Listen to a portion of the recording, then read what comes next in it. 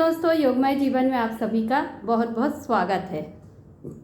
आज जो है सर्व पितृ मोक्ष अमावस्या है। यहाँ जो है 16 दिवसीय जो अभी पितृपक्ष चल रहे थे उसके समापन का सूचक है। ये हमारे सभी पितरों की विदाई का दिन है। वो सभी पितर और पूर्वज और अग्रज जिन्हें हमने देखा या जिनको हमने नहीं भी देखा, सबकी विदाई की बेला है, जिसमें हमारी आंखें भी नम हो जाती है। और कहते हैं कि श्रद्धा से ही श्राद्ध किए जाते, तो 16 दिनों का श्राद्ध किया है।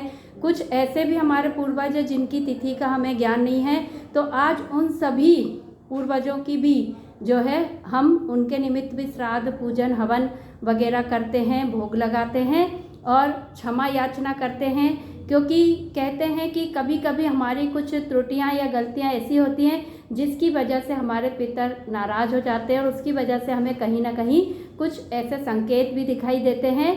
तो आज हम सभी अपने उन पितरों से क्षमा याचना करें, अपनी गलतियों की जो है हाथ जोड़कर उनसे प्रार्थना करते हुए माफ़ी मांगे, जिससे कि हमारे जीवन में आने वाली बाधाएं और हमारे किसी भी कार्य में आने वाली रुकावटें दूर हो सके और वे खुशी खुशी हमें आशीर्वाद देकर अपने उस लोक में वापस जाएं।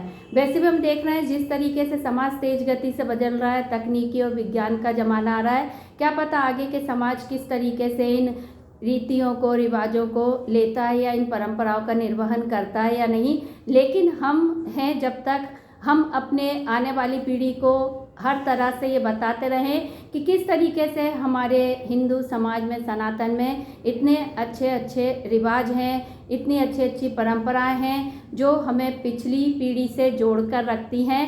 हो सकता है आने वाली पीढ़ी हमारे लिए इस तरीके से श्राद्ध या पितृपक्ष ना करें, कोई बात नहीं। हम अपने आप को ही इस तरीके से संतुष्ट रखें कि कभी हमें इधर इस लोक में आतृप्त होकर भटकना ही ना पड़े। तो ऐसी हमको भी अपने लिए करना है कुछ व्यवस्थाएं, क्योंकि आने वाले समय के बारे में हम कुछ भी नहीं कह सकते। जिस तरीके से हम देख रहे हैं चीज़ें परिवर्तित हो रही है, लेकिन जो हमारे हाथ में वो सब हम कर सकते हैं। तो अपनी पीढ़ी को तो लोग सुधार ही नहीं पा रहे हैं, उनको सही दिशा, सही ज्ञान दे नहीं पा रहे हैं। तो बेहतर होगा कि अपने लिए कुछ ऐसी वो कुछ व्यवस्था कर सके कि जो आने वाला जन्म है वो भी सुधरे और मोक्ष ही हम सबके जीवन का लक्ष्य होता है। तो मृत होकर मोक्ष पाने से अच्छा उसके लिए हम अभी से प्रयत्न करें, योगमय जीवन में उतरे, अपने जीवन को योगमय बना लें, योग से ही दिन की शुरुआत करें। तो फिर देखें कैसे नहीं हम तृप्त होते हैं, संतुष्ट होते हैं और मोक्ष की तरफ बढ़ते हैं। क्योंकि यम, नियम, आसन, प्राणायाम, प्रत्याहार, धारणा, ध्यान, समाधि की 8 सीढ़ियाँ हमें निश्चित ही उस उच्च सोपान पर लेकर जाएंगी, जिसके बाद कहीं मन में कोई कामना शेष नहीं रहती है। तो सभी स्वस्थ रहें, मस्त रहें, प्रसन्न रहें और अपना ध्यान रखें। सभी को धन्यवाद।